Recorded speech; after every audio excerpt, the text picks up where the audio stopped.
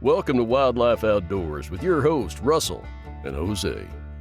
If you have a passion for conservation of the outdoors, or you're enjoying a calming hike in the mountains, an exhilarating kayak trip on the river, feeling a fish on the end of your line, cooking on an open flame in a primitive campsite, or stalking big game, just waiting for the perfect shot, you're in the right place.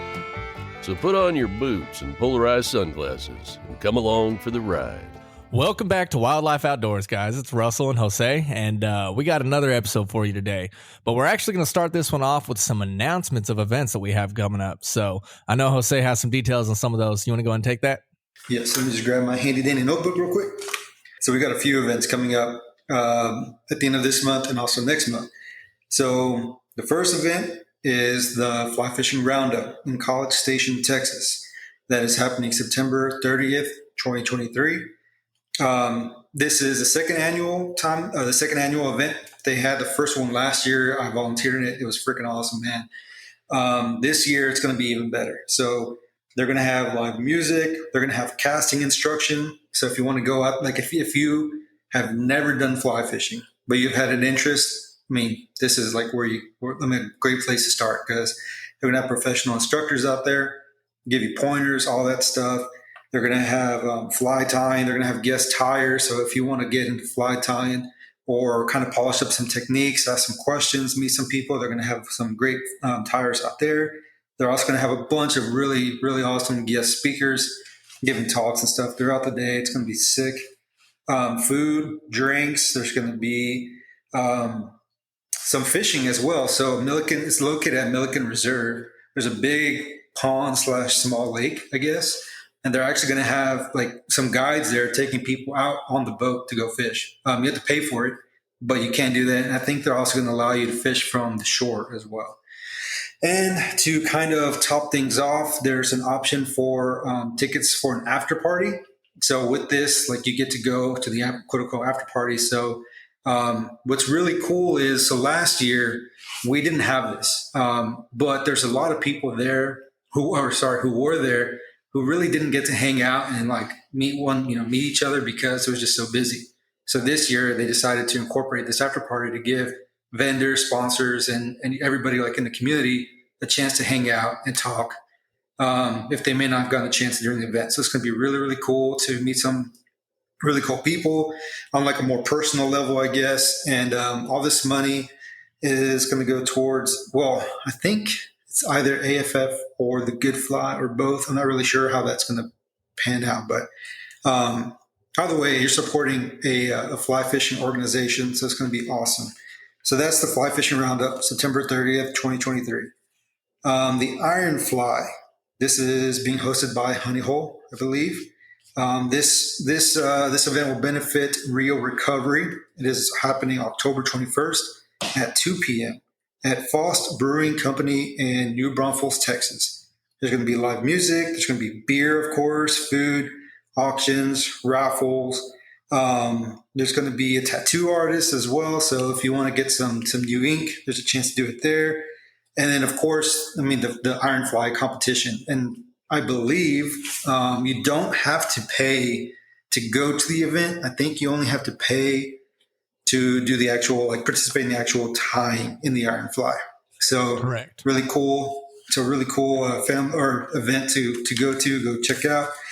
Unfortunately, also on that same day, the Fly Trap, a fly shop in Rockport, Texas, is having their 2-year anniversary. And I say unfortunately because there's a lot of really cool stuff happening all on the same day. And Russell and I are planning on going to the Iron Fly. We're going to try to make the after party, depending. It's going to be a tight window, but we're going to try. And I know there's probably going to be people out there who want to do both. So, if you can do both. If not, I mean, it's just, you kind of pick and choose. So it's just unfortunate timing. But if there are those who are, I guess, are closer to the coast or South Texas and, you want to go check out, have a good time at the Fly Trap, meet some really cool people, check out a really awesome store and support the local business, go check it out. They're going to have live music. They're going to have food. They're going to have drinks. They're going to have some really killer prizes. That event starts at 6:30 p.m. and goes on to whenever, as Chris put it online, till the cops shut them down. So if that's the case, we might be able to catch the tail end of that. But Right. yeah, so those are the 3 events going on. One at the end of this month, 2 in October, and then actually you have another event, don't you? Yes. So there's one here at Delta Rivers Nature Center in Pine Bluff, Arkansas. And it's called the Wetlands and Wildlife Festival. And it's going to be noon to 5 on October 29th. And it's like a family friendly celebration type of thing, all circulating with, the great outdoors and wildlife in general. So it used to be called Boo on the Bayou previously, but now they just call it Wetlands and Wildlife Festival. So Arkansas Game and Fish Commission puts this on. It's at a nature center, which is an amazing place. I mean, they got all sorts of trails there, and they got some little bayous that you can walk, and you can see some wildlife. And they're gonna have all sorts of vendors there. I believe 98.1, the radio station, is gonna be there, and there's gonna be music and all sorts of stuff going on. So it's family friendly. I've heard that sometimes people go and wear costumes and stuff like that since it's so close to Halloween, and it's just a good time for the family and get out there. I was going to try to be a part of that, but unfortunately I have some other stuff going on that day that I can't make it. But it does sound like a great time. And, it helps out in conservation, helps the nature center there. So some great people over there. So if y'all are in the Pine Bluff area or Central Arkansas area and don't mind driving a little bit, it's a great thing going on October 29th and family friendly. So yeah, y'all should go check it out. A lot of cool stuff happening here pretty soon. So right. If y'all are itching to do something one weekend, I mean, there's some really great options. Right. October is going to be a busy month for sure. And then to kind of feed off what you're saying on for the Ironfly thing. So if you guys don't know what Ironfly is, it's like Iron Chef. It's like a cooking competition, but for flies. So basically they'll give you the materials that you need to tie a fly, and you're going to tie it up. And there's going to be some judges there. I think Kevin Hutchinson's going to be one. I think Chris from Living Waters is going to be one. So I know that they've already announced the 3 judges. I don't remember exactly who they are. But I believe it's 30. Yeah, I think it's $30 to register. You get a free hat when you register. So if you just want a hat, you can register and donate the money, and it still goes to a good cause regardless. But yeah, so it's $30 to register. You can tie in the competition. And then on top of that, obviously it's a brewery, so there's going to be a bunch of beer. There's going to be, music and stuff like that going on there. So it's just, even if you're not going to tie, it's free to get in, and it's a great thing to go check out. It's going to be a good time. Yep.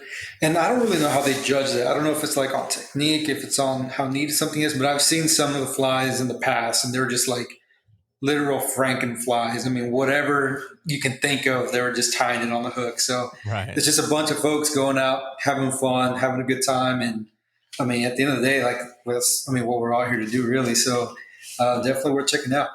For sure. If you check out Honey Hole Angling on Instagram, they have a sign up page to where you can actually sign up for Ironfly. And on their podcast, they were talking about how it was going to be judged. I don't know if they've completely nailed it down yet, but they are contemplating on what the different categories are going to be and stuff. So y'all go check out that podcast too. I think it was the one that was released 2 weeks ago, if I'm not mistaken. And so y'all should go check it out. They have a lot more information because they're obviously the ones hosting it. So go check them out. And then Honey Hole Angling on Instagram. And you can get any information from them directly from the horse's mouth instead of just, third party from us. So me and Jose a couple of jackwagons just bullshit. Right. So yeah, definitely go check that out. So heck yeah, man. A lot of cool stuff happening. Yep. October is a good month for the outdoors. But hell, September seems to be good for some other people. We both know some people that have had some freaking ridiculous success in terms of hunting elk. It's freaking crazy, man. Dude, I would be happy just being able to go out and shoot some dove. I haven't even been able to do that this year. I know you went kind of. Didn't really have it was different. So I went, it was like an hour and a half drive to go to the field. Cause there's not, where I'm at right now, there's a lot of water and a lot of, they call them mountains, but they're kind of like hills. And it's like it's the Ouachita mountain range. And so there are some decent peaks throughout it, but it's kind of like the tail end of the Ozarks. So they're not quite as tall mountains. But it's hard. It's national forest and lakes around here. So obviously there's not great dove hunting land. So there's a few WMAs up here that'll have certain areas of clear cuts that they'll use for dove hunting. And so I went out to one that was probably, I think it was about an hour and a half away. And by the time I got off work, got home, got my camo on, got my shells, got my shotgun, and got out there. I think I got out there around 6:30, 6:45, and sunset was at 7:30. So didn't have much time for shooting light. And I haven't been dove hunting in so long that I don't have any decoys anymore. I don't have any mojos or anything like that. And so I drive out there. I mean, it's a gorgeous drive. Get out there, and I think I went to like the third or fourth access point, and I didn't see anybody. And it was like there was a road, then there was a tree line, and then the entrance, and then there was a clear cut and another tree line. And so I just parked my truck. Of course, my truck's freaking red, so it stands out like crazy. But I parked it kind of closer to the road on the other side of the tree line, and hiked in a little bit and found there was, I think it was a wheat and sorghum field that they had clear cut, and there was a couple rows of stalks that they still left up. And then there was a big live oak on the closer side to the road. And so I just camped up there just for a little bit. And I mean, I wasn't hearing anybody, wasn't hearing any shots, wasn't seeing any birds. Saw a bunch of little chee-chee birds, sparrows and stuff like that, but didn't see any dove or anything. And so I was like, well, so then I decided to go explore the land a little bit more because I didn't want to spook anything when I first showed up.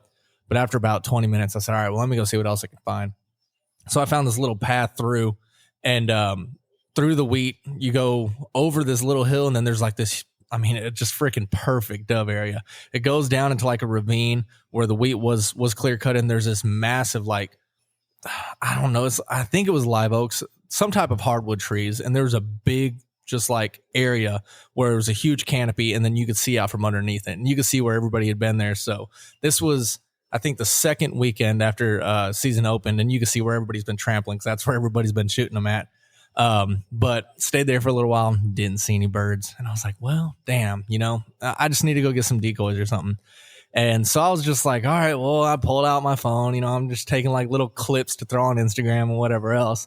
And, I walked back to the first spot, and I'm sitting there. Well, it wasn't the original first spot, so I could see that first spot. So instead of sitting under that tree, I decided to put my back towards the wheat and look towards that tree. And I'm sitting there, and I'm messing around on my phone, and then I just see this dove just fly directly above me, and like straight out towards my truck. I was like, damn. So I got busted by the dove. Wasn't ready for him. And I was like, all right, whatever. Missed one. Well, then the sun starts going down, and the sun's just barely getting below the horizon on the other side, and I see this dove, and I didn't see it flying in. It was flying low between the two tree lines where the entrance is, and I didn't see it till it hit the clearing. And right when it hits the clearing, that's like where my truck's at. And I was like, I'm not freaking shooting that low, fast bird right in front of my truck. So then it flew, and then it went behind the tree that I originally was under, and then I couldn't find it after that. I was like, where did it go? So I don't know if it landed in the tree or what. And so I was like, damn. Sometimes you got to risk it for the biscuit, bro. I don't know about that, man. Not for one bird. Get two little breasts.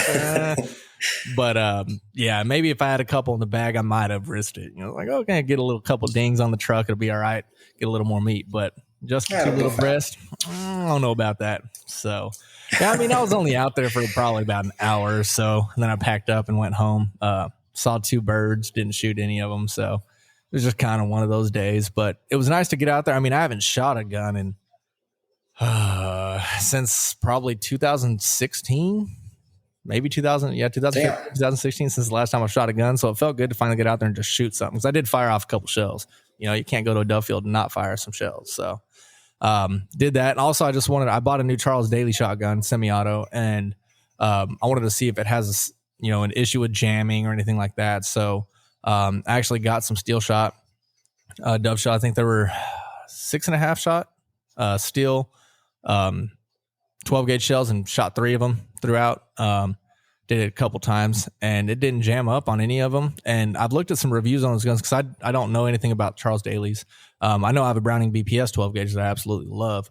But there were some mixed reviews about the Charles Daly's, and some people saying they jam and stuff like that. And so I was shooting 3 shells at a time, did it a couple times, and no jams, and felt good. So of course tested it out, and it worked. So I have no issues with it. Now I just need to get some damn birds with it. Nice.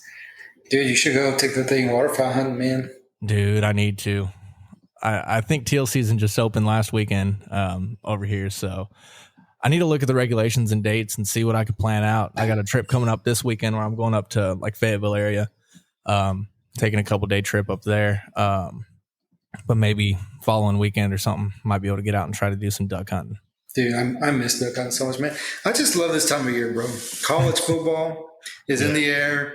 Doves are in the air. Teal are in the air. I mean, it is just like, I don't even know. It's like our Super Bowl almost. Like, it's just, oh man, I freaking love it.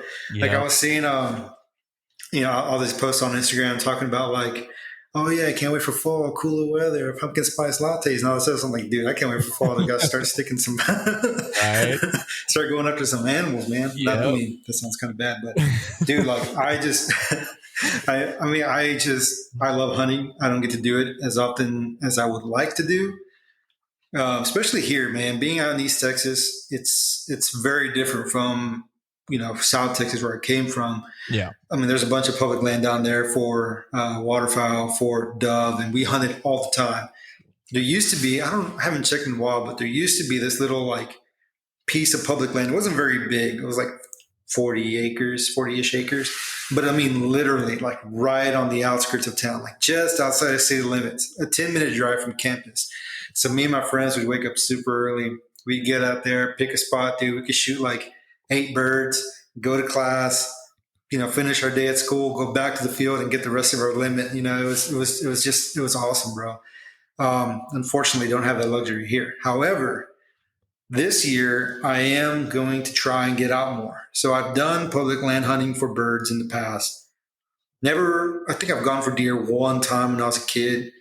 But we didn't know what we were doing. We just kind of sent it, and we were unsuccessful. But this year I'm going to try and actually put forth more of a conscientious effort into the pursuit of big game on public lands in Texas, specifically wild pigs.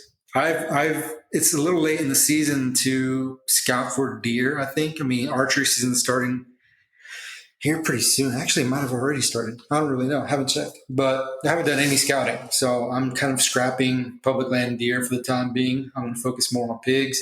But while I'm out there, I'm going to try and do some scouting for next year. I'm going to try and hopefully do some deer hunting, and I'm going to try and do it with a bow. So I'm breaking out the bow.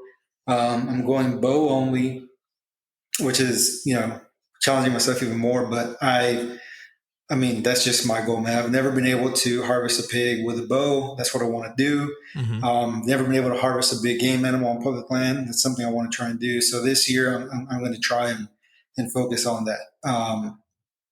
I don't know when I'll be able to go because, like I said, it's field season right now. I'm going to try and go during the week just because I think maybe it'll be a little bit less crowded. But so I'm probably going to have to wait till like November or whenever it is my field season ends. Yeah. But which is great. It'll give me some time to practice because I haven't shot a bow in a while. So right now I'm just kind of like getting everything ready. I got to get my sight tape figured out. I got to order some more actually. Got my bow kind of more or less tuned up. I just need to do some final adjustments. And then I can start going from there, man. But really, really stoked. Going to try and do that. And kind of sticking within the archery realm, as you alluded to earlier, we had some friends have some archery success, but not in Texas, in other states. Yeah, going after some true Western big game. We got freaking crazy, man. Dude, yeah, we have a buddy, a mutual friend of ours from high school. I mean, granted, I haven't spoken to the guy in quite some time, but we were like Facebook, Instagram friends, whatever. I saw that he shot a massive archery elk in Colorado. Dude, Did you see that? Dude, thing was freaking massive. Massive. It's insane. Yeah. Insane. And then in the bio of it, or of like the description when he posted, it said day 12 of 2023 elk season did disappoint. Just massive freaking elk that he got in the mountains of Colorado. Like, dude, that's like a dream hunt of mine.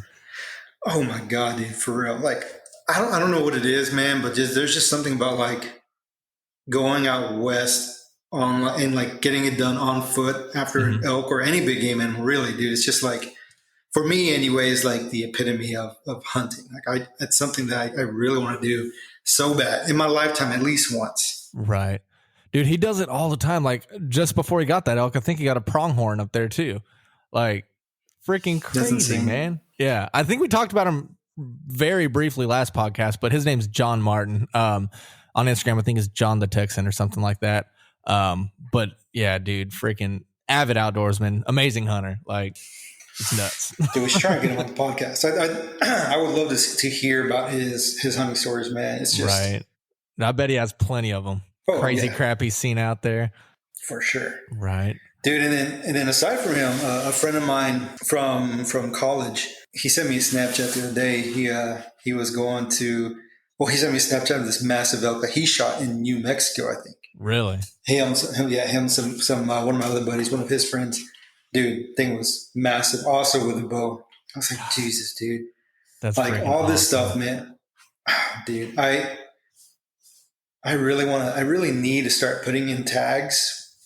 Because a lot of these kind of work on, especially for the more, at least to my understanding, for the more sought after animals and units, there's like a loyalty system. Like they're so hard to draw. Yeah. And the more you apply, the more like quote unquote loyalty points you accumulate. Mm-hmm. And that can help your chances of drawing a tag that you otherwise may not if you have fewer points. So yeah.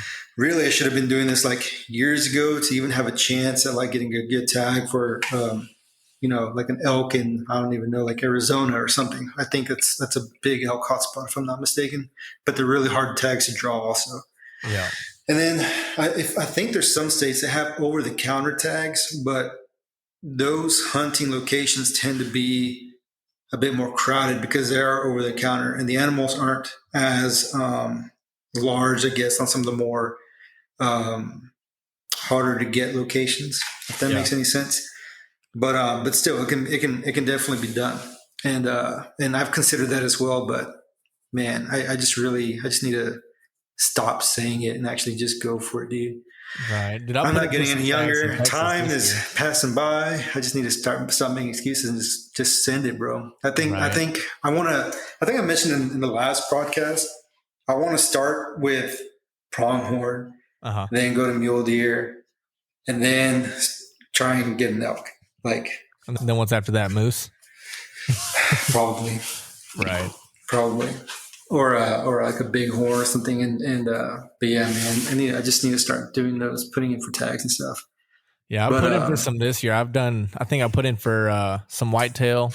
I think I even put in for a couple alligator tags in a couple counties like Brazos County and stuff like that in Texas. If I'm not mistaken, I think I put in like 25. And some of them are, I think it's like $5 an entry, and then some of them are free. I put in a bunch. I was getting my oil change one day and it was taking freaking forever. And I was like, let me go to Texas Parks and Wildlife website. And I started putting in for drawn tags. So, haven't gotten drawn, but hey, if it is a loyalty point system, I got a bunch of points in there now. Dude, I didn't do it. I haven't done it in like the last 2 years just because during hunting season, I'm usually in the field. So it didn't make sense, but screw it, man. I think I'm just going to have to do it because realistically, I think I'm going to be here for another 3 years at least. Mm-hmm. So I just need to do it, you know. Right. But it doesn't hurt nothing doing it. Exactly, it doesn't hurt. And I've been drawn for some like really good tags before, hunting opportunities here in Texas. Like I got drawn for I think it was an archery nilgai hunt on the Laguna Escosa Wildlife Refuge, maybe. Mm-hmm. This was like in 2017, something like that. I didn't do it just because logistically, I didn't know where to even begin. Right. Because one, I've never been to that location. Well, take it back. I was there doing a deer spotlight survey, but I've never been to the refuge during the day. I have no idea what it looks like. I think they allow you to go scout, but I just, I was also like in the midst of my master's, so I was busy writing my thesis, processing data, and all that stuff. So I was just like, man, I'm just gonna not do it this year. There'll be another opportunity somewhere, and but yeah, man. So I think we just need to send it, bro. We'll just do it. We should. I haven't even put any in up for Arkansas, which is stupid. I need to. Yeah, that's. but you're also like, if I'm not mistaken, there's some like places you can more or less do like walk-in style hunts. Oh, for sure, dude. There's national forest here that, and there's a bunch of, WMAs over here. But my thing with that is I've only been deer hunting twice and haven't even seen a deer both times I've gone. One time I saw a black buck antelope in central Texas, but it was across the fence line and I wasn't going to poach. So it's just kind of one of those things where I'm not really experienced. And that was in prairie. I have absolutely no clue what I'm doing in the freaking forest. Like I'll be walking out there and stepping on twigs and leaves, and they'd probably hear me and smell me from a mile away. And so that's kind of one of those things where it's like, I need to do it. But for one, like I'm not too familiar with the terrain in general. Like I didn't grow up in these areas. And typically when I'm out recreating now, like I'm either hiking a trail or I'm on the water fishing. So I'm not a forest guy. I'm not a mountain guy. Like I just need to get out there more. So that's on me. And secondary to that, I don't know a damn thing about whitetail deer hunting, spot stalking. So I just haven't gone out for that reason. But I mean, I think I'm just making excuses because 2 hours away, I got freaking prime duck land, and I know how to duck hunt. I've never done it, but I've watched plenty of videos. I know people that have done it, and it's not the same as dove hunting, but it's a similar concept. And I haven't even tried duck hunting for some reason. So I think I'm just making excuses. I just need to get out and freaking do it. To be fair, I think we're both making excuses. However, that being said, I think there is something to be said about like if you're trying to figure this out by yourself, like the learning curve is super steep. Yeah. I mean, like for me, like when I was going to school in Kingsville, a lot of the guys that I met had already been hunting, had hunting experience and all that stuff. So I tagged along with them. Mm-hmm. I learned from them and figured some stuff out on my own. And that helped a ton.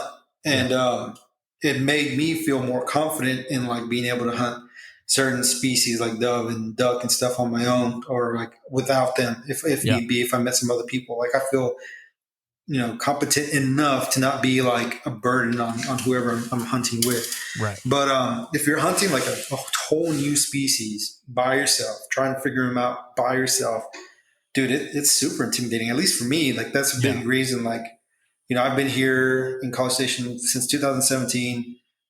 I think within that time, I went hunting 3 times. I went one for waterfowl. I saw ducks, didn't shoot any. They just weren't decoying. I went twice for dove during COVID, and it was just too far of a drive. And didn't. I think I went 2 times. It was like an hour drive there, so 2-hour drive, there and back, and saw a total of like 2 birds. Two of which were 3 birds, I guess. 2 of them were in range. Missed one, got the other. So it just didn't make sense to keep driving that far for not even being able to see any, Right. So, but there are some public lands like Sam Houston National Forest and stuff like that. But kind of like you, it's an entirely different system, an entirely different species, an entirely different way of hunting that I've never even really like done. So, and I don't know, like here, like kind of like you here in where I'm at, I don't know anybody who likes to hunt. I know people who like to fish, will go fishing, but I don't know anybody who likes to hunt or would be willing to kind of put in the time to, go scouting and all this stuff, like I want to. So, I don't blame you for not doing it, or anybody who like wants to go hunting but just doesn't know how, because if you don't have someone to kind of at least like usher you in and kind of show you the ropes, dude, it can be a really super intimidating venture, man. So excuses, we both made them, but I think at times they're pretty valid. Right. Right. I think this year I'm just kind of tired of not doing it, and I'm just gonna go. I'm probably gonna fail a lot, and that's okay. But as long as I learn something, then it'll make me better in the future. So I think I'm just gonna send it, see what happens. As long as you fail forward. So I think I'm gonna get out there and do it. I know a few people here that hunt, but they hunt, it's either family land or somebody they know's land. So it's not like, hey man, I'll take you with me, but it's not my property type of stuff. So, maybe I could sweet talk one of them into going to public land with me. Another thing here is people run dogs in the national forest, and I've heard of so many people that are, hunting the forest, public land here that they just get ran out by, people running dogs and blowing their spots. And so I don't want to deal with that either, but I don't know. I just need to get out and do it. That's interesting. I mean, like I said, I don't know anything about hunting Arkansas except for Arkansas being like a duck mecca. But I don't know anything about, whitetail hunting in Arkansas, but I can see how that could be really intimidating also. I think you can hunt or run dogs in Texas, certain parts. Not sure. I see. I haven't heard many people doing it. I've heard them doing it for hogs, but never for deer or anything like that. I don't know what the legality is of that. Yeah, I hear about people doing it here all the time. Like most people that hunt the national forest, like I've heard probably 80% of them that do hunt that say that dogs are ruining their spots. And I've been going to this spot for 25 years, and it's been having issues. Yeah, they run dogs here like crazy from what I've heard. So, but I mean, I'm gonna get out there and do it at some point, hopefully soon. But speaking of hunting and stuff, Jack Wagon of the Week. We haven't had one of those in a while, and I heard you found one. I did find one. So let me see. Let me pull it up real quick. Want to make sure I get some of these details right. So there was a poacher in Oregon who was busted, and he was ordered to pay somewhere around $75,000 in fines for killing elk out of season, as well as a few other different species.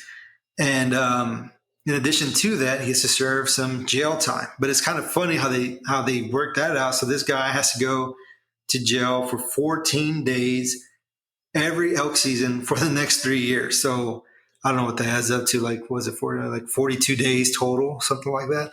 Yeah. If my math is right. But yeah, over the span of 3 years. I don't understand poaching. It just doesn't make sense to me. I don't know. The only thing that I could think is lack of education, ignorance, that people probably don't understand, or maybe they just don't care that regulations are put into place for a reason. I mean, I would say that, and this kind of goes into the conservation conversation thing I have queued up also, but there's like different types of poachers, I would say. Like if someone is doing it because like they need to eat and they just really can't afford to, get some protein from like the grocery store, I can be a bit more sympathetic. I don't think I'm still not comfortable with the idea. Yeah. But I would rather them do that than starve, especially if they have a family. Absolutely. Yeah. But if like you have a means to eat and to be able to afford to do so, you're just killing these animals to do it. Like I just don't. Yeah. Like over harvesting and stuff. Like I just can't stand it. And it sucks that people, like when they talk about hunters, they often associate poachers with like in the same group. Yeah. But we're not. I mean, I would say we're not. Like I would say that most like real, true hunters are more like conservation minded. Yeah. They respect the regulations and stuff like that. They respect each other. They respect the animals, all that. Poachers, they don't really do any of that. So it kind of grinds my gears a bit that people will tend to lump us all together, and they make us look bad in turn. And it's just not fair. But yeah, to that guy, you are a jackwagon for all that you've done, man. You suck. I'm not even gonna. Yeah, let's leave it there. Do you have details on how he was poaching, what he was doing? I mean, I can read a bit. So this was taken from the Oregon Department Fish and Wildlife webpage. So this was in Pendleton, Oregon. A poacher will pay $75,000 in fines and serve jail time after killing numerous deer and elk near Pendleton, Oregon, in what officials call a wildlife crime spree. He pleaded guilty to 22 charges, including illegally killing deer and elk, leaving game animals to waste, and trespassing. All charges accumulated within an 18-month time frame, which led the officials to declare this case a crime spree. So elk season is now jail season. Wildlife Anti-Poaching Resource Prosecutor Jay Hall claimed. Hall, who is an assistant attorney general with the Oregon Department of Justice, prosecuted the case on behalf of the county district attorney's office. Let's see. This case reflects the first significant application of new sentencing guidelines established by the Oregon legislature creating stiffer penalties, and allows prosecutors to elevate poaching crimes from a misdemeanor to a felony. Nice. The $75,000 in fines is a full accounting of all the game animals, which includes 6 deer, one of which being a 4x4 mule deer buck, one a 4x5 whitetail buck. Walker has also poached 8 Rocky Mountain elk, including 3 trophies, one 4x4, one 5x6, and a very large 7x7. So in addition to the fines and jail time, Erickson forfeited the rifle and bow that he used to commit the crimes, as well as the trophies and their parts. That's ridiculous. So it said that he's left some of them to waste too. So it's almost like he's just killing just to kill, or like trophy hunting and then not even harvesting the meat. Yeah, it sounds like this dude's like, oh, that's a nice animal. Shoots it, like cuts the head, maybe takes some of the meat. I'm just giving this dude like a little bit of credit, even though I shouldn't, but might take some of the meat, but more or less leaves the rest of it to rot, which is waste of game. Yeah. And dude, that's pretty shitty. Pardon my language, but that is pretty shitty. Wow. That's a freaking massive elk. A 7x7 elk. Dude. Yeah. And a mule deer, some whitetail deer. So dude, we need to get a sound bite of like Jack Wagon of the week, because this dude deserves it. Actually, it's going to be Jack Wagon of the month for the next 3 years in September. Right. Every September, we're going to be like, hey, remember this guy. God, dude, that's freaking ridiculous. Like, I can't stand poaching as it is. Like, and I've known people that have poached, and there's different levels of it. And every single level to me is just like, dude, like, I don't get it. But I've also heard people say, like, I shouldn't need a license to hunt. Like, God put animals on this green earth for a reason. I shouldn't have to pay to hunt. And my response to that is like, okay, I understand that. Like, God created the animal. We have domain over the kingdom. I understand that. But at the same time, if you want this resource to last for generations to come, paying for your licenses and, harvesting responsibly, that is what helps us teach the next generations to do this properly and to be able to have this resource for generations to come. And I just think a lot of people don't think about that. Like, they're just like, oh, well, there's an animal there. I don't see why I can't kill it. It's my property.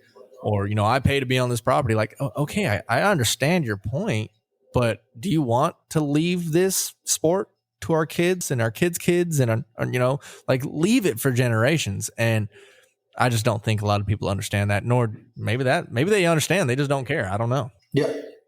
I mean, I've heard people throughout the years try and rationalize it different ways. Kind of like you. It's like you said earlier, like God put it here, so I have the right to do this, whatever. I've heard other people say, like, it's my land, so I can do what I want and include, shoot the things on it, whatever. Whatever way they want to try and like justify it, at the end of the day, it's poaching. If you're doing it out of season, if you're doing it illegally, using illegal means or methods, if you are over harvesting, like you went over your bag limit, whatever the case may be, you are poaching. Yeah, I can see like in certain cases where maybe you did so unintentionally. Like sometimes the law can read like kind of vague.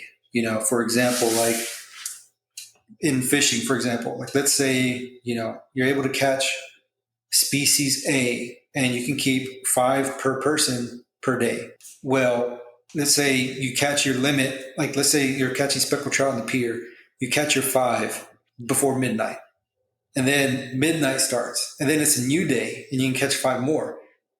Even if you caught those fish within an hour, if the time changes, technically speaking, you are within your limit.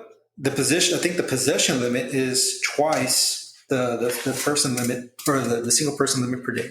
Yeah. Something like that.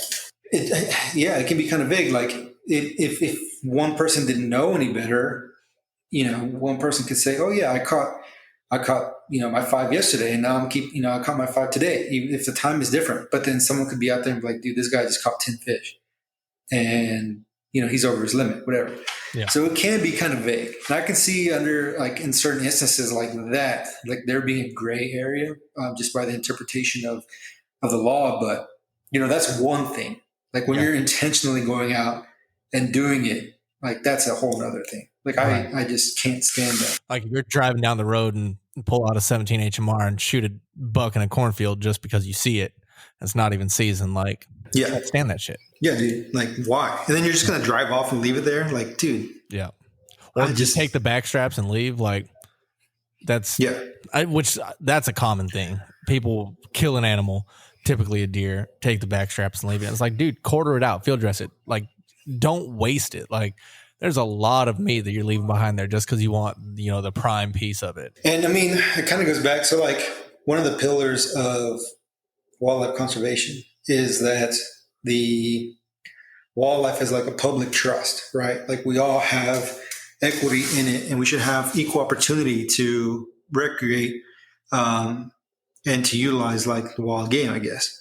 Let me just pull up the definition because I don't want to just butcher that. But so the public trust doctrine established that the legal precedent that it was the government's responsibility to hold wild nature in trust for all citizens.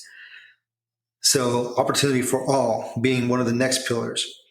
Every man and woman has a fair and equitable opportunity under the law to participate in hunting and fishing. No one group, hunters or non-hunters, can legally exclude others from access to fame within the limitations of private property rights.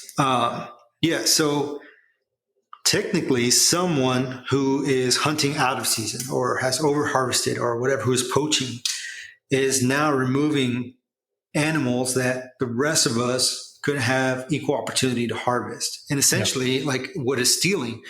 And so if you look at stealing, at least here in Texas, if you steal something steal property between $100 and I think it's $750, you can be convicted of a misdemeanor and spend up to 180 days in county jail.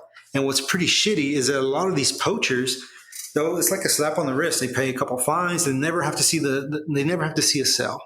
And it kind of goes into the conservation conversation topic that I had queued up following this. There's a meat eater article that I found on the website titled "Why Don't Poachers Ever Get What They Deserve?" And so they kind of go more into, it's a really interesting read, but essentially, like, there was one instance they were hunting with a guy who was illegally harvesting animals, and all they did was like suspend his license, and he paid a couple fines, and that was more or less it. There was another one where I think there was two lawyers that illegally harvested something, and because they were lawyers, the judge just like dismissed their case entirely. That's ridiculous. Yeah, so they never even got justice. I mean, it's crazy. And there's a guy in here. He was talking about how there's like two types of hunters. Like you have, I forget the exact terms he used for them, but there's essentially like the type of poacher who just can't help it. Like that's what they do. No matter what you say, no matter what you tell them, they're going to do it. No matter how many fines you give them, they're going to do it. It doesn't matter. You can take their guns, you can take their bows, you can take whatever, but they're still going to do it. Like there is no, like, I guess, punishment large enough to keep them from doing that or to deter them from doing that, except for maybe throwing them in jail for a certain amount of time. Right. Then there's, I think, what they deemed to be the opportunistic poacher, which is someone who's like, maybe they're hunting, maybe they drew like a cow elk tag or something out west. And then they're out there hunting and they see this massive bull and they just can't help themselves. They end up shooting it instead of the cow. Well, they illegally harvested that bull. But once they're faced with some, hit with some fines and, whatever else, that might be enough to deter them from doing that again. It was more of a thing of opportunity rather than like wanting to do it. You know what I mean? Like being driven to do it. So, but I mean, I find it really, the article's really interesting. It's on the Meat Eater website. You should check it out if you want to go. I'm not going to go through all the details here, but really interesting stuff there. But yeah, man, I kind of going back, like trying to tie this into the conservation conversation, dude. If we want to try and if you see something, say something is what I guess what I'm just trying to get to without going the roundabout way of getting there. Yeah. If you see something, say something. Like, we need to protect these resources. We need to protect the wildlife. We need to protect the fish. We need to do our due diligence as outdoorsmen and kind of speak for those who can't speak for themselves. Exactly. Like, it's just, that's just what it comes down to, man.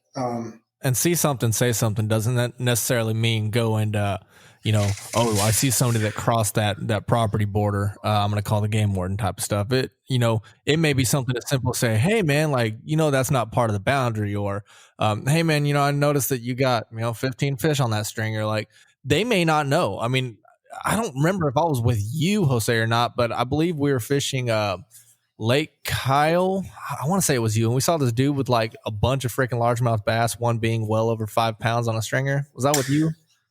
I think so. And he had his kids with him. It looked like he was, harvesting for food, which, I mean, I yes, feed your family, please. But at the same time, it's like, well, he may not know certain regulations. So it's kind of one of those things where somebody just may not know. So see something, say something doesn't mean immediately go to the authorities. Yeah. I mean, if it's something major, obviously, or if you're, feel like you would put your life in danger approaching said person, like absolutely go to the authorities. But it may be something as simple as like, hey man, that's not really, within regulation. And somebody might say, oh, I didn't know. Thanks for letting me know. And it could be an easy conversation to have. So. Yeah. And I mean, I'm not going to sit here and like sit on my high horse. I mean, this is something that I know for a fact I could be better at. Yeah. There have been times in my younger years where I have seen some stuff, but I just didn't think to say anything to them. I didn't think about, perhaps using it as like a learning opportunity and helping them out and saving them some headache down the road. So like I know this is something I need to get better at going forward. And but yeah, I mean, dude, you're exactly right. Just because like you see something going down doesn't mean you have to, tell the game warden. It could just be like, hey, dude, like, that trout looks a little too small. Maybe you ought to measure it, and throw it back or something. Or like, I think you got too many fish on that stringer, man. Like the limit's like X amount. And they're like, if they say something to you, like they know they're doing something, like, all right, yeah, gloves come off, call the warden. Exactly. So, like, you want to fall on that sword? Go for it. Yeah. So I mean, dude, perfect example. So yesterday I went to Academy to buy my hunting and fishing license, my super combo. And there was a man and woman and a kid. I guess they were, I'm just going to assume they were family. I don't know if they are from here or not, but they came to the counter where they were printing my license to ask a question like, hey, we've been told by several people in this store that my son, who's 14 years old, he needs to have a hunting license. And the lady's like, yeah, like in the state of Texas, at 14 years old, you need to have a hunting license, but he would fall under the youth category. Because I think you have to have, I forget what the cutoff is, but you do need to have a hunting license. Fishing license, however, you don't need one until I think you're the age of 16. So he doesn't need one still, but he does need a hunting license. And so if people in Academy, an outdoor sporting goods place, still didn't know, like there's a good chance there's a lot of people out there who also don't know. Right. And again, like, I mean, just looking through some of the regulations, it can read really, really confusing, you know? So I won't blame people for being confused, and if you are confused, like ask questions, ask someone, who goes hunting or fishing, or oftentimes you can find the phone numbers to game wardens in your county, like call them up. Or, hit up, like there's a bunch of forums, there's Facebook page, like groups that you can go and ask questions to. Like there are a lot of options out there now, especially at the touch of your fingertips, literally with your phone, to go and get some information. Exactly. And but also be careful because like me, I almost poached some freaking dove, but that's because I followed some advice from a dude who I never even met, who also probably interpreted the map entirely wrong. Yeah. And so you have to, like, at the end of the day, it comes down to us as individuals. We have to do our own due diligence because how one person perceives and understands things may not be the right way. Exactly. And then at least if we get something wrong, it's our own. We have to own that. It's not fair for us to blame someone else. So like for me, for example, I don't blame that guy. I blame me because I should have known better. I did know better. I just trusted that dude, which I never should have done. And, going forward, I never did that shit again. I don't plan to. And now, like, I make doubly sure that before I head to the field, whether I'm fishing or hunting or whatever, I got all my proper licenses and all that stuff. I got all my tags. I got, I fill everything out by the book, like everything. I even have the outdoor manual downloaded to my phone. So if I need to clarify something, I can do that. Yeah. Yeah, man. It's at the end of the day, it comes down on us, how we conduct ourselves, and then also like watching out for other people and, helping them, if they may not know. Because at the end of the day, we're all, for the most part, there are some bad eggs out there like the poachers and stuff but we're all out there trying to enjoy this. We're all, and this is particularly hard, kind of like what you and I were talking about earlier, that when we're venturing into like something new on our own, we're going to make mistakes. We're going to be confused. Absolutely. It's only going to be natural. So yeah, I mean, show a little grace, be a little helpful, but also, do your own research. And, if you mess up, you just got to own it, learn from it, and be better going forward. Exactly. And if you're not sure about anything, like Jose said, there's plenty of resources out there on your phone. You can download, all sorts of pamphlets and booklets from your natural resource agency. You can actually call them. There's nature centers. And here in Arkansas, we have quite a few nature centers, so we're kind of lucky here. I know Texas, it's a little more widespread, but I'm sure, you can find game wardens' numbers, or you can call any type of nature center, any type of natural resource agency, and they can definitely point you in the right way. Just do your due diligence and put the effort to actually educate yourself. And, it makes a world of difference for sure. Absolutely. And the last thing you want to do is get punished. Yeah, dude. Like I heard, like at least here in Texas, I've heard so many different things. Like a game warden could take anything that was used in the crime as evidence. So if they could take your truck, they could take your boat, they could take your gun. I mean, whatever. Like at least that's what I've heard. I don't know if that's actually true, but I know they will take your gun. Like there's it's like Operation Game Thief, I think, here in Texas. Like they have a mobile trailer, and it shows like the different bucks or different animals are like illegally harvested, and like kind of like a little snippet about them.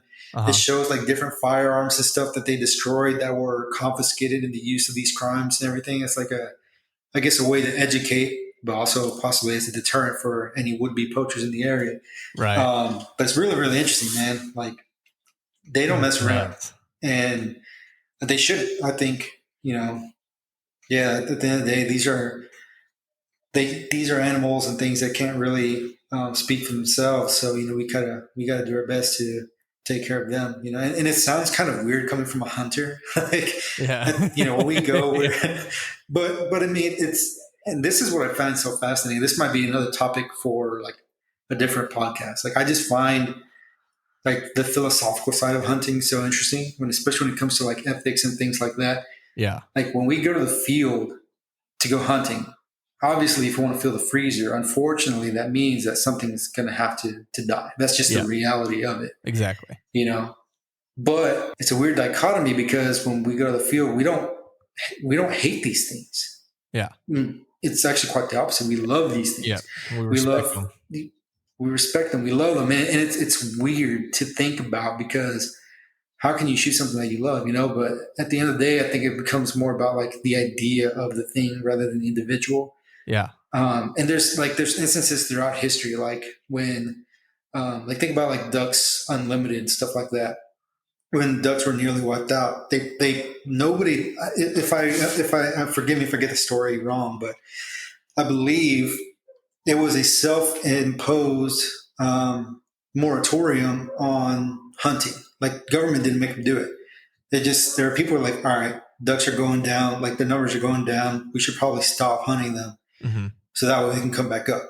And so there's a group of people who are all like-minded, getting together, putting a pause on hunting themselves in order to better help the population of ducks. And if it weren't for that, dude, like they would have been more or less wiped out probably. And I think there's similar stories for like turkey and deer and all that stuff back before hunting was really regulated. So, I mean, you can say what you want about hunters, but at the end of the day, like we care about them. These organizations like Pheasants Forever, Ducks Unlimited, all, people like that. And there's even fishing variants like Trout Unlimited, like CCA, Trout Unlimited. They're all comprised of people who both love to hunt, fish, enjoy recreating, being outdoors, but who also want to do what they can to preserve the the resources of wildlife and take care of them. And it's I just find that part really, really, I like contrast, really interesting. It's like competing trains of thought almost, but Right. It's almost like a contradiction, but at the same time, like we're humans, we're top of the food chain, and there's a difference between going out and massacring, that. And like in the last episode, when we were talking to Fred about, helicopter hunts and stuff, like morally and ethically, we're kind of on the fence. Like, we don't know if that's the proper way to do it. Granted, you are taking care of an ecological disaster that's going on, but it's just, it doesn't sit right with us. But at the same time, like there's pros and cons to it. And, like I had said in that podcast, that I feel like if there was a way to still harvest the meat, have a team on the ground to actually harvest meat, like I think I'd be a lot more willing to do it. It's just, we care about the resource. We want to take care of it. We want to be able to pass down the knowledge and the skill and have it for generations to come. And what comes with that is, you have to care for it. You have to do it responsibly and respectfully. And I think I can't speak for everybody, but for me, when it comes to harvesting an animal, I don't want it to suffer. I don't, there's been numerous times where I'm fishing and, I gill a fish and I'm like, it's not going to make it if I release it. And, I dispatch it quickly because I don't want it to suffer. It's kind of one of those things where it's like, I didn't really want to harvest this fish, but it wasn't going to make it regardless. I'm going to do what's in my power to do the most humane thing for this animal. And then, of course, I'm not going to let it go to waste. So I'm going to take it home and cook it up and, use that as a learning experience, use it as a teaching experience and teach my kids. And so, like, last year I went and did a derby just to kind of get my kids out on the water. And, I taught both my kids. Granted, Adeline, I think she was 4 at the time, so I don't think she remembers how to fillet a fish. But Peyton, my oldest, she went ahead and she filleted 2 out of I think we had 8 fish or something. She filleted 2 of them, and she did it all herself. And she had a good time. So I use it as an education, thing for my kids. But you got to care for the resource, man. Yeah, exactly. And dude, after we finished the podcast with Fred, I was thinking about that whole helicopter hog thing. I don't think I'd classify that as hunting. At that point, I think it's more about population control than anything. Yeah. Well, in South Texas, for sure. In South Texas. Yeah. In other areas where it's not such a problem, I'm not okay with it. But down there, when you have, herds of 400 or 500 hogs going and tearing up fences, tearing up ranches and farms and competing with indigenous wildlife, like it's definitely an issue. Yeah, for sure. But I guess when I frame it in that perspective, I'm a little bit more okay with it because, like I said, at that point, you're not hunting. You're just doing this as a means to an end, try and keep that population down. But even then, I think, like you mentioned, like hunters for the hungry or whatever, like there's things you could probably do with that meat. And, whether they do or don't do that, I have no idea. I would hope that they find a way to utilize that some way. But, nature is really good at recycling. So I'm sure, regardless, there's going to be some stuff happening. But yeah, man. So on a lighter note, I guess to finish this out, since we're on the topic of hunting, are there any hunts that come to your mind that you have experienced thus far that just really mean a lot to you, or that really stick out in one way, shape, or form? Good, bad, whatever. So I went on a hog hunt with my brother, right? My brother Marcus. I don't know if he listens or not, but if you do, shout out. What's up? Miss you. Love you. But we went out hunting and we were in South Texas and he took me hog hunting. And this is the first time that I'd ever harvested live game or large game. And we're in a ground stand and a ground blind. And we see this pig and sun's about to go down. And we're hoping to see something. And it's a good ways out there. And, I'm not the most experienced hunter. I'd only shot a rifle, maybe a handful of times. I think it was probably 6 months before that I shot rifle for the first time and scoped myself. Freaking black and my I remember that. Yeah, shooting a freaking 300 Win Mag there at the gun range in Lockhart. But so I wasn't too experienced at all, and we just weren't seeing any pigs. And the sun's about to go down, and we just see this big black animal just walk out and right across the trail. And he's like, "That's a good sized pig." And I said, "Okay." He's like, you want to take it? I said, let's wait a little bit longer and see if we see another pig. And no other pig walked out. And he said, all right, you think you want to take it? And I was just like, that's a big pig, man. And he was telling me that, if they get over 150, 200 pounds, they start to stink. They don't taste as good, so on and so forth. We're like, all right. And he's like, well, you want to take it? And I said, yeah, I'll go and take it. I said, how big do you think it is? He said, man, it's probably 150 pounds. I said, okay, so it's borderline. I was like, I think it's a little bigger than that, but okay. And so I get the rifle up, 300 Win Mag, pull the trigger, pig drops, bam. Guy we were hunting with calls and says, y'all get one? He said, yeah, we dropped it. And so he went and got the truck, and we're driving up to it. And by the time he got there with the truck, it was already dark.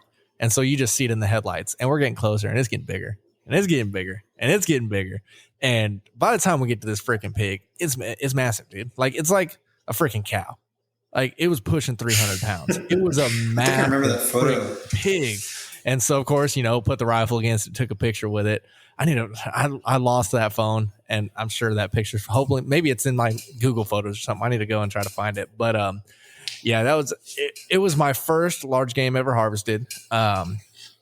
It took me and him struggling to pick that thing up together to even get on the tailgate of the truck. Massive freaking pig. But I think that's my most memorable one just because it was my first, and it was just so shocking how big that animal was. What about you? I think you showed me a picture of that pig, dude. Man, that thing was, if I remember correctly, yeah, that thing was pretty big. Yeah. Oh man, there's a few that come to mind, but my all-time favorite was the first time I ever went hunting. And it was with my grandfather. Uh-huh. So let me, I guess, provide a bit more context. So growing up, I think I may have mentioned this in previous podcast episodes, so if I'm repetitive, I apologize. But if there are any new listeners, then this will maybe give you a better idea of, like, I guess, where my love for the outdoors came from. So growing up, I was shown how to fish and how to shoot a gun and all this stuff with my grandfather, who was the outdoorsman in the family. Like, he loved being outside. He loved being, he loved going hunting. He loved going fishing. He loved watching, like, the outdoor channels and stuff like that, watching hunting shows, fishing shows, all that. So growing up, we didn't have cable in my house, but my grandma and grandpa did. And I used to love staying at their house because, instead of watching cartoons, if I wake up early enough, I could watch the hunting and fishing shows with my grandfather. So we would sit there and we'd watch, like, the FLW tours, like the Bass Guys Fishing. One of my favorite shows was the Spanish Fly with Jose Wehebe. He was a lot of fun to watch, and I think I was drawn to him because we shared a similar name. And he was like, when I saw him and saw what he was doing, I told my grandfather, I was like, I'm going to be like that guy when I get older. But he's a freaking legend, and I don't think anyone will be able to fill those shoes. Nor would I want to if I ever, got to be, any kind of, like, influence like he was. Rest in peace, Jose. But he was awesome. But anyways, so we'd sit there and we'd watch these hunting and fishing shows, and he would tell me about, his adventures when he was younger, when he would go hunting, when he would go fishing, all that stuff. And unfortunately, hunting is something that I was not able to grow up doing, just because, like in Texas, to hunt, you really have to, like, know somebody, got to have money for a lease or own the land. There are public land opportunities, but they're a bit more difficult. I mean, not a bit, quite a bit more difficult and challenging and stuff. And at that point in time, my family knew nothing about that. I didn't know anything about that. So that was just never a thing for us. But I had always wanted to hunt with him, always. We just never had that opportunity. He even, he had this, like, it wasn't even a gun safe. It was like a gun cabinet, but it had sliding glass doors. So it wasn't even secure. Like, you could just either break it or just slide it, but he was very, like, he killed the curiosity pretty early. Like, he would take out the guns one at a time, let me hold them, show me how they work, how to, firearm safety, like, never point the barrel at anybody, never put your finger on the trigger, all that stuff.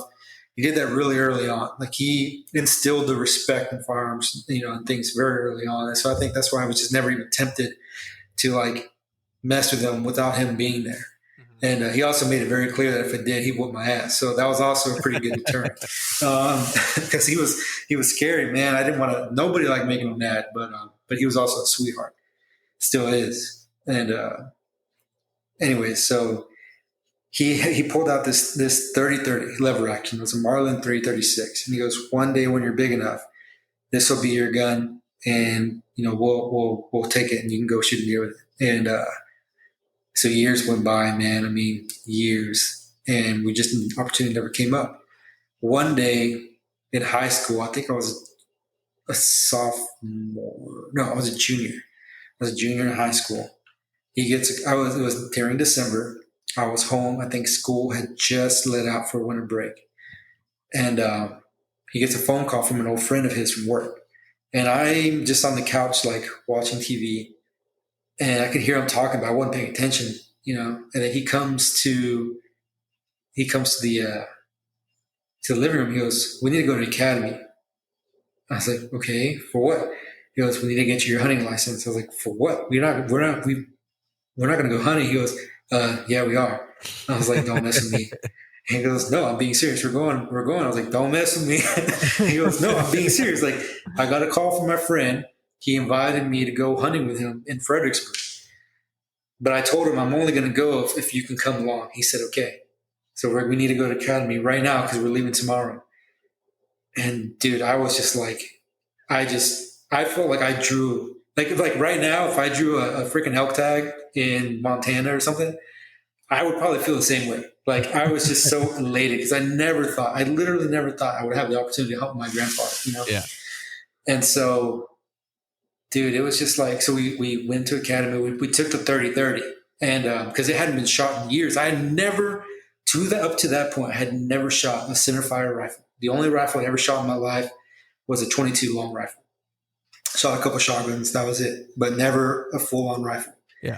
So we took it to academy, got it bore sighted, bought a 20-round thing of 30-30 ammunition. I think it was Remington Core Locks, 150 grain. Got my license.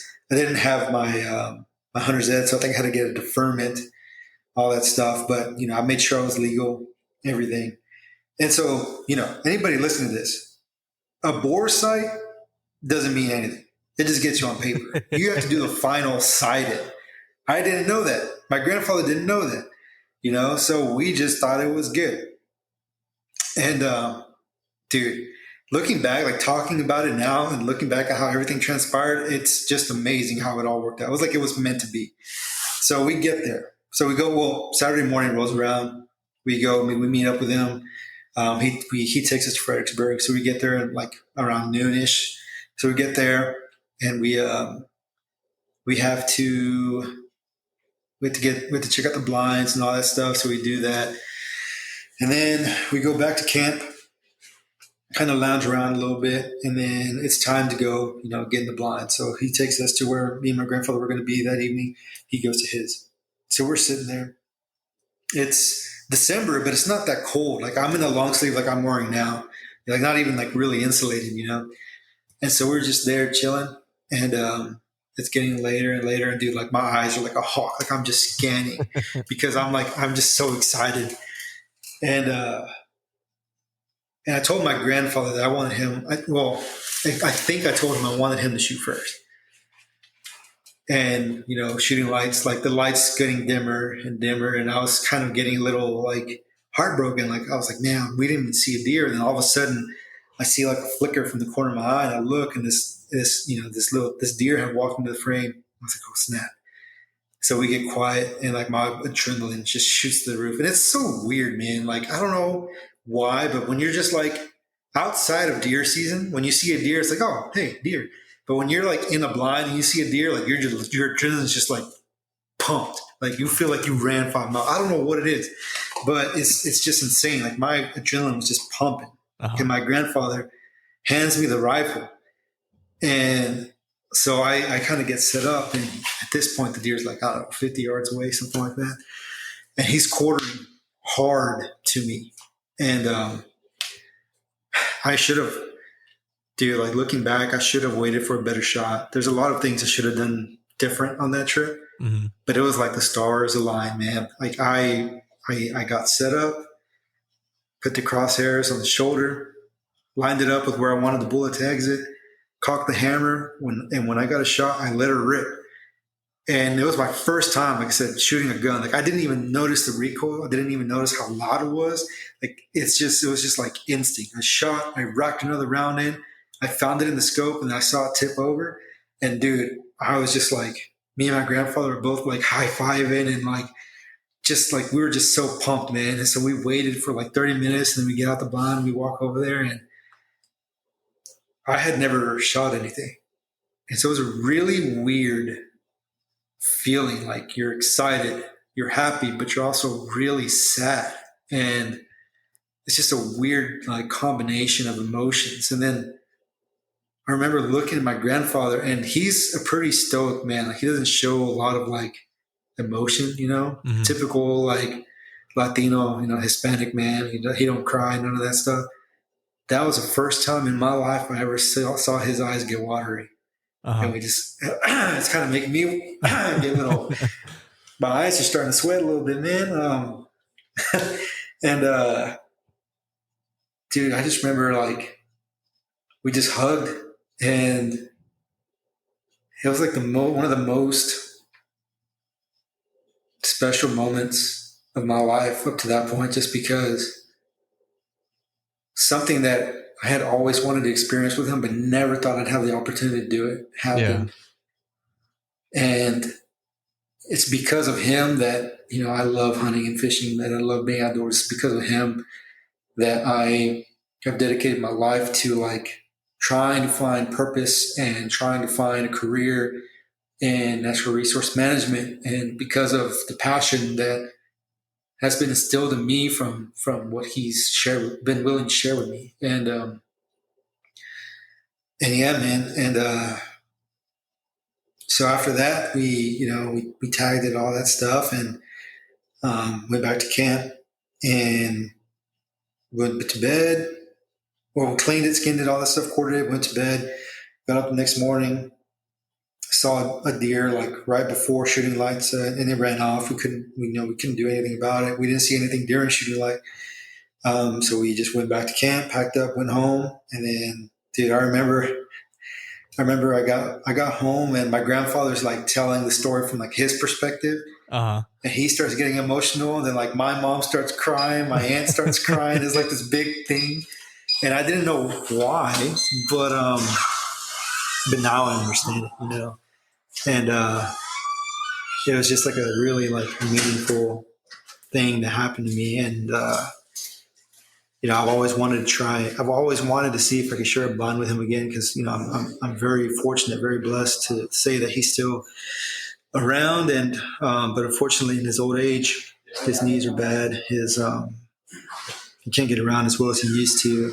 I just don't know if that would be possible. I at least want to go fishing with him. It's been years for him since he's touched rod, but and that's one. And also, like, if I'm being honest, like one of the things I think I still like to do with fishing and hunting, I guess, is like, I like to try and have these stories and these experiences because I love telling him about them, and I can like see it in his face that he likes hearing about. It's like almost like he's, like living vicariously through me and all stuff. I've been very fortunate and very blessed to have had opportunities to do things I never thought I would have. Yeah. Things that, he hasn't done, but I'm sure he would have loved to if given the opportunity. And yeah, man. So of all the things that I've been able to do in my life, not that it's been much, for me, it's been a lot, just because coming from like, I guess where I came from, my background and stuff like that, I've had opportunities that I never thought I'd have. But of all that, that's the one that means the most. There's nothing I don't think that would ever surpass that. Yeah, I was just about to say, I don't think anything will surpass that. That's amazing. We should, if he's not able to get out, we should film like documentary style a hunt sometime and be able to share that with him. I'm down, man. I never even thought about it. I would love to like sit down with a recorder and just have him recall his stories and stuff, and maybe even do like a little short film of him going fishing. Something he hadn't done in years. Dude, that would be awesome. Dude, there's some accessible waters near his house. So yeah, maybe that's something. I just don't think he wants to push it. Like he can Yeah. still get around, but he gets a little bit more tired. He should be using a cane, but he's stubborn. I know where I get it from now, but he Right. just doesn't want to do it. And so, it's just, and I can't blame him. No one's going to make him. They've tried and failed. And so I'm sure he could if he really wanted to. It's just I don't think he wants to push it if you don't have to. Well, there's a certain body of water coming to mind that I'm not going to hotspot, but where we've taken other friends of ours with mobility issues. I know which one you're talking about. Yeah, that have had quite the success. I wonder if he'd be open to that. Maybe in summer when they put some catfish in there. Right. That'd be awesome. For sure. I think that would be cool, especially like if you could make like a little short film of it. Like that would be awesome. Yeah. Man. So I know that obviously nothing's gonna top that, but do you have any hunts that would come close? Like if you could go anywhere in the world right now, don't worry about the finances and don't worry about the logistics once you harvest that animal. So just to experience a hunt from arriving to the location to dispatching that animal, if you could do anywhere in the world, what would it be? It would be archery, New Zealand red stag. Ooh, that's a good one. That's a really good one. I was thinking probably something along the lines of moose, but New Zealand, man. New Zealand. That's a tough decision. I would say probably just for me because of my lineage, hunting a moose in Alaska with a handmade recurve longbow. Ooh, that'd be sick. I'm Athabascan native, and I feel like that would be an emotional, spiritual experience for me. Kind of just going from my lineage, although I'm not super close with that side of my family. I think it would be an experience of a lifetime. So I think I would probably say an Alaskan moose with a handmade recurve longbow. Nice. But that'd be freaking epic. Right. I think so too. But a red stag in New Zealand's up there. Dude, I want to go to New Zealand for so many things though. God, dude, the freaking huge rainbows they have there. Rainbow trout, like massive rainbow trout, clear Monsters. Water. Some of the clearest water in the world is in New Zealand. Dude, I just want to be able to go visit. Like like even like just as a tourist, whatever, like New Zealand just appeals to me. Mm-hmm. But to be able to go there and go like fishing or hunting, I mean, man, like that's on my top of my bucket list. One of the there are very few things in this world that like I would like just be like, I guess I make my bucket list. One would be like golden dorado in the rainforest or arapaima in the rainforest. Yep. Of course, like GTs in the Seychelles, whatever. But that New Zealand trip for fishing or hunting, I mean, New Zealand makes a list for both. Yeah. Like I just want to go to New Zealand. Yep. If I can do either one, if I can do both, it'd be sick. I would even go. Obviously, I would want to fish and hunt while I was there, but even just to hike, like it's just New Zealand is gorgeous, and there's so much just majestic scenery there. And I'm a sucker for clear water, man. I love clear water, and there's a lot of it there. Speaking of clear water, I'm going to the Bahamas next year. That's right. So we're taking a cruise, and I want to fish so bad. Like, I don't know if I'll ever get a chance to go to the Bahamas again, man. And I think we're going to have to. You got to. Right. So I think there's going to be one day that when we port, we're not going to do an excursion, and I'm going to try my damnedest to try to find an hour to maybe 3 and try to get a rod and just go. So I'm thinking about, because I have, some fly rods that I take and that fit in my suitcase. So I might try to take a fly rod with me. And of course I need to look at the regulations and see what it takes to get an international fishing license and stuff like that. But, dude, I want to fish Bahamas so bad. Like, could you imagine if I freaking catch like a barracuda on the fly or something? Dude, when an opportunity like that comes up, I mean, you just gotta go for it, dude. Right. I'll tie you a couple of flies. Now that I have my fly tying station figured out, like I haven't been able to tie in months. Finally got it back out, as you can see behind me. Right, I haven't dude. tied I a fly like that yet, setup. but Dude, I need to Yeah, freaking yeah, I get forget. mine set up. Like, all my fly tying stuff is just packed away in a closet. And in this little apartment, I just don't have much space. But I need to figure something out. Like, I miss being Dude, behind the vise. I'm not gonna lie to you, man. I used to tie my flies on the coffee table. During COVID, I was like kind of hunched over. My back would start hurting and stuff because I tie kind of slow. Yeah. Not kind of, I tie pretty slow. Well, But, hell, you remember when you were here, I pulled out a freaking little poker table, and that's what I tied on. hey, man, but it works. Yeah, it works. But I used to tie on this little TV dinner tray that right now I have my microphone attached to. Now it's my podcast setup. It's my podcast studio. It's on a little folding TV dinner tray. That used to be my tying station. But it works, man. And so I was like, when I was sitting there after one time session, my back was kind of hurt. I was like, dude, I need to figure something out. I got on Facebook Marketplace. I found someone selling this roll top desk. Mhm. I think I bought it from them for like $65, which is less than what I have spent ordering some materials online, Right.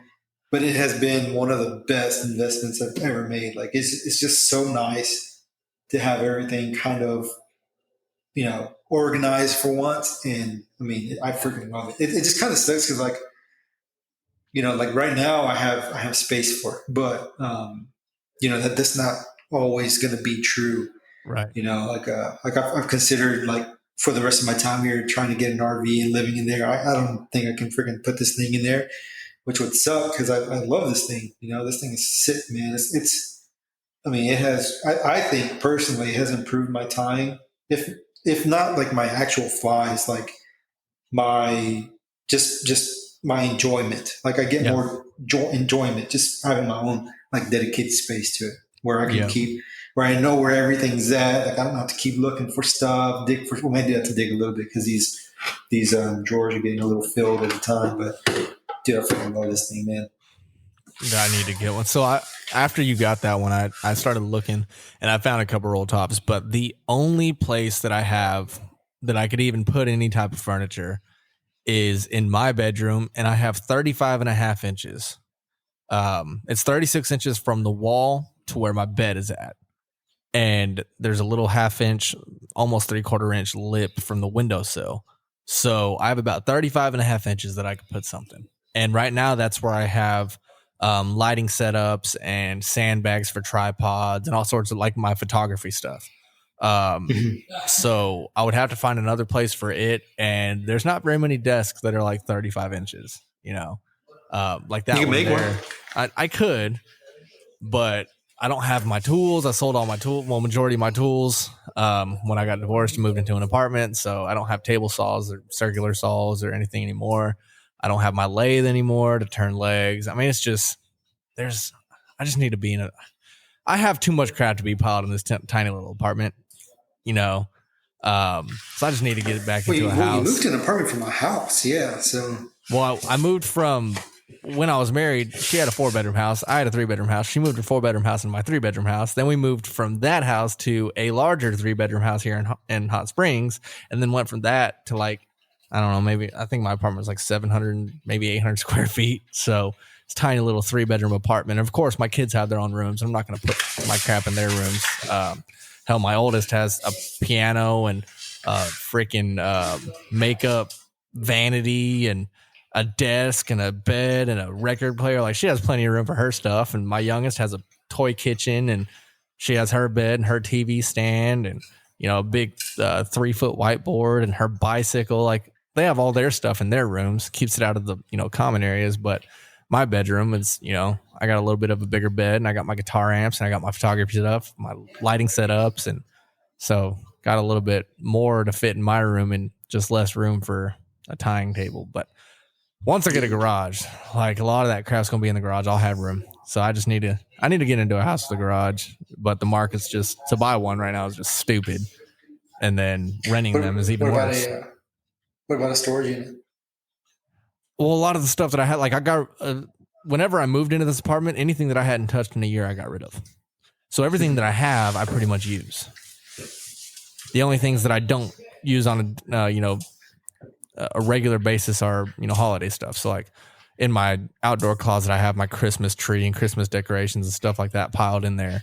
And then some, sentimental stuff that I have from, when I was younger. So other than that, everything else I pretty much use like on a regular basis. Like I got rid of a lot of crap that I don't use. So I don't really have much that I don't use. So I don't really want to put it in a storage unit.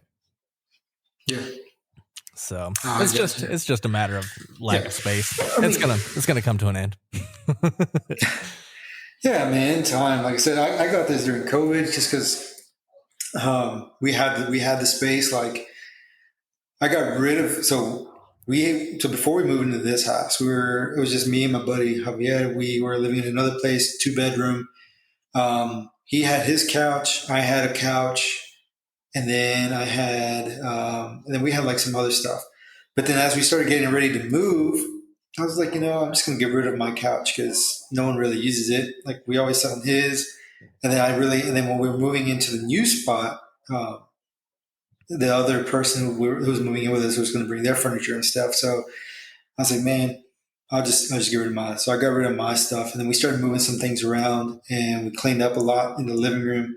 And we ended up having more space than we thought. And so I looked at the corner one day, and there was just enough room between the wall and like the TV stand to maybe put something.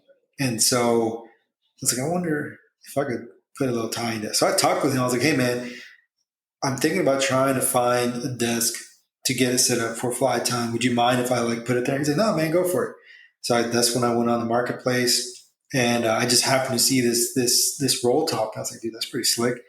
And I ended up buying it and putting it there.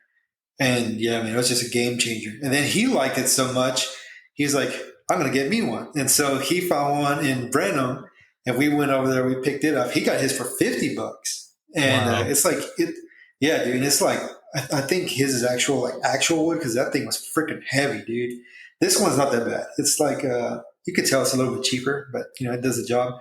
His was like actual wood. Like it son of a gun was heavy, man. But we got it in, we got it set up, and it's pretty slick, man. So he has one in his room. I have this one in the living room because the other roommate left. So now it's like, that's why you hear an echo. It's just super empty here. There's just his couch, mini fridge, a little coffee table, and my tying desk, and that's it. That's the only thing in this entire living area. That's or only crazy. things in this living area.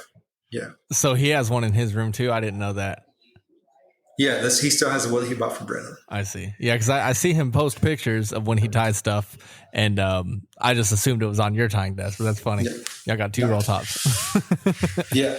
I mean, dude, if you are wanting to tie and if you have the space, it doesn't have to be a roll top desk. It don't have to be anything fancy, but just having a space where you can put your vise, where you can kind of spread out your materials, put some stuff, it makes a world of difference. I think for me, before I was tying on my coffee table, I kept all of my materials in a little plastic tote. Mm-hmm. So I'd have to sort through there. And then within that, I had certain materials packaged together. I had all my deer hair together. I had all of my chenille together. I had all my flash together. I had, all my materials I had together in Ziploc bags. So I still had to pop it open, find the right Ziploc bag, go through my Ziploc bag, find the right thing and all that stuff. And and then I would lose it. So, especially my tools, I set my tools down and I would just freaking lose it amongst all my materials and bags and stuff. It was just kind of a pain. But now with the desk, I have 2 of these little Renzetti tool caddies. So I have 2 of them, and they're set up differently. And you don't need 2 of them, but I have 2 of them because for me, I feel like that works pretty good. But this is one of them. I could probably make a little short or something with about all the stuff. So I have all my scissors, my flashlight, my adhesives, my glues, UV glue, all that stuff. So anything that I would need like immediately, I have, because I'm right-handed, so I have it on the right side of the desk. So if I need to grab scissors, it just makes sense. I can just grab them. So anything that I need to do something quick, it's right there. And then on the other side, I have like my bobbins. I have, and then I have bobbins loaded with like different things. Like I have some loaded with GSP for tying deer hair. I have some loaded with some like thinner stranded, like small bobbins with thinner stranded thread for like tying small flies. I have some with thicker stuff for tying bigger flies. I have like razor blades. I have stuff for making dubbing loops. I have all that stuff, and that's stuff that I don't need immediately, but that I might need some time to like set up, or in between flies or whatever stuff that I don't need right away. I have in that one. I see. Yeah, so I've tried, and then like I think it was Hairline. They came out with a new organizational thing. I mean, when you buy all the pieces, it looks like a freaking stadium, dude. It looks badass. I want that, but for now, this works. I mean, works perfect. And then this little like thread rack. It's just it's like sewing. It's a sewing thread rack I bought from Walmart for like $10, and that thing's freaking awesome. I like that thing a lot. That's sweet. It has all your threads on it. Yeah, for the most part. So, and it was organized at one time, not so much anymore because I just kind of like move stuff around. It kind of happens. But like I have all my wires like in the bottom. So like I'm tying like brassies or anything with a wire rib, whatever. I have all that, and then I have like. I used to have all my whites together and all that stuff. Now it's just like all mixed up, whatever. And then in the little cubbies, I have all my hooks and weights and everything. And then my drawers, I have one drawer dedicated to my deer hair and pseudo hair and stuff like that. Another drawer dedicated to feathers. Another drawer is like my synthetic stuff. Another drawer is like my furs, like zonker strips, fox fur, all that other stuff. One drawer is brushes and brush material. And then one drawer is like for the bigger miscellaneous stuff like capes and foam and all that stuff. I see. Sounds like a pretty awesome setup, dude. I need to get mine set up somewhere. I need to find space. Dude, if you ever come to College Station, man, I'll show you. Or like I said, maybe if anybody's really interested, I can do like, I guess, a little tying desk tour, if you will, about my little setup and like how I use it and everything. I think that'd be awesome. Yeah, maybe we can have a fly tying episode. I got a buddy named Chris on Instagram. He's ditch fishing flies, ties some badass stuff. Really great fly tyer, really great dude. I mean, he's really, really knowledgeable. I think we can do a pretty awesome fly tying episode then. We should get him on sometime. Dude, so my buddy Javier, he went to Montana over the summer. He bought a possum, a North American possum pelt, and he gave me a little piece. So now I can tie like some flies, a little possum fur. I have a couple strips of possum fur that I use for plantation crab patterns for the coast for redfish. Nice. You tied that one time when you came down to College Station. I forgot how to tie it. It's not very hard. I think it's like possum, some flash, or no, not flash, rubber legs. So you do possum, rubber legs, and then it's EP fiber, dumbbell eyes. And then, but when you do your EP fiber, you use two different colors. So I typically use like an olive and a sand or something like that. And then you stack them. And so you do different ones. And then you tie them in almost like a bow tie. And then you trim it, kind of make a rounder body. And then the rubber legs and the possum are like the front. And then dumbbell eyes on the bottom on the eye side of the hook. And yeah, fairly simple to tie, but like catch fish. Nice. I haven't used them up here yet. I mean, I'm sure I could probably catch some smallies on them or something, but I haven't used them up here, but I've used them down at the coast. But yeah, dude, we should do a fly tying episode someday. Dude, that'd be fun. But yeah, so we're almost 2 hours in. This has been one of the longer episodes too. Right. Yeah, dude. Time flies when you're having fun.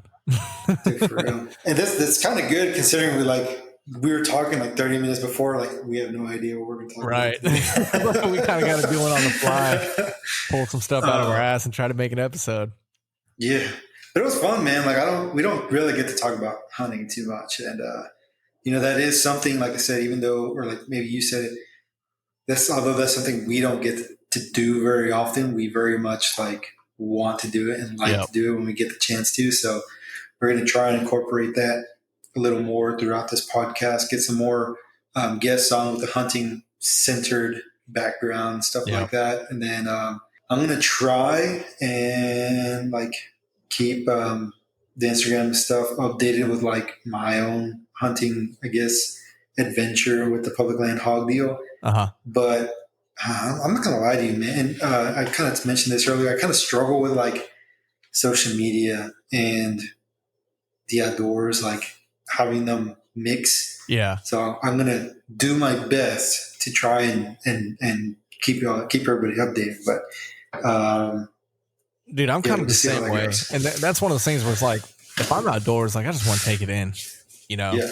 But at the same time, like what I've done, so I have too many freaking action cameras, I swear. But lately what I've been using is my GoPro Hero 9. I think it's a 9. And that's what I've been using. And I cheat. I got a different door where you take the door off of that one, and there's another door that has a cutout to where you can actually, plug in your USB-C, and I get a battery bank. And I put that camera somewhere, whether I'm kayaking, fishing, hunting, whatever I'm doing. I put it somewhere where it can capture it, and I plug that damn battery bank in it, and that thing will run. I mean, I remember the first few trips I did it, I didn't even have to charge battery bank. It lasted 3 trips, 6 to 8 hour floats each time. The only time that it would shut off is when it ran out of memory. So I ended up having to buy bigger memory cards. But the freaking battery, like it never runs out of battery. So I just set it and leave it.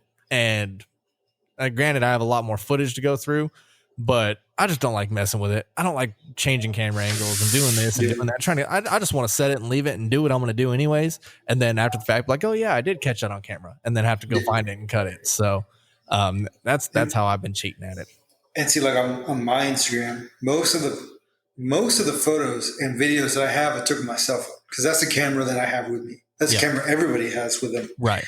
My friend, or like Gerard, the one that we had early on in our episodes, he once told me like the best camera is the one that you got. It doesn't have to be anything fancy. It's just the one that you have. Exactly. And that's kind of like my thinking too. But on occasion, I'll bust out like my big camera. But usually when I do that, I have it in my mind that I'm capturing photos first and then doing whatever else I'm doing second. Yeah.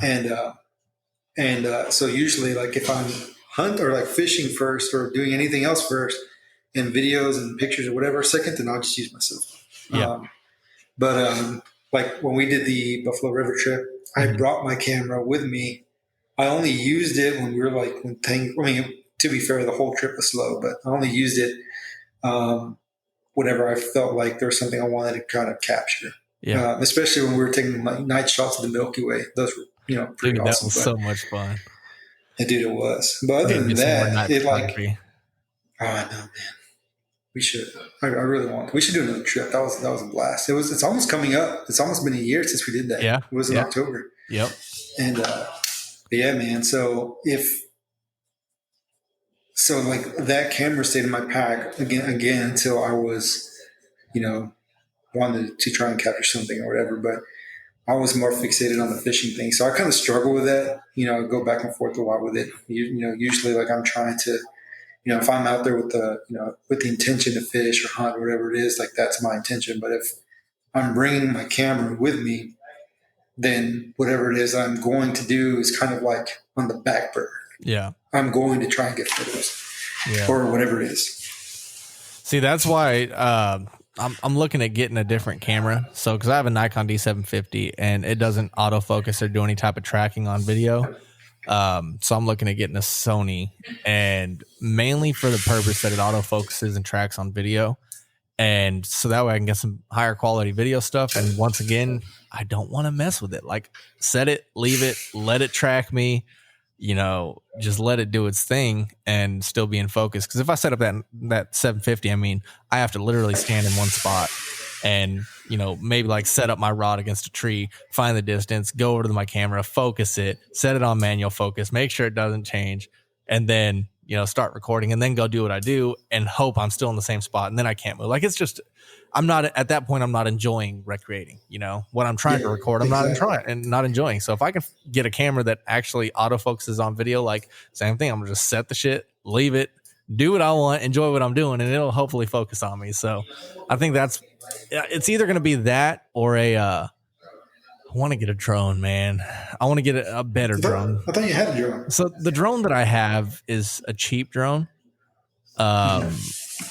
It doesn't. So it has a follow me feature, or quote unquote follow me feature.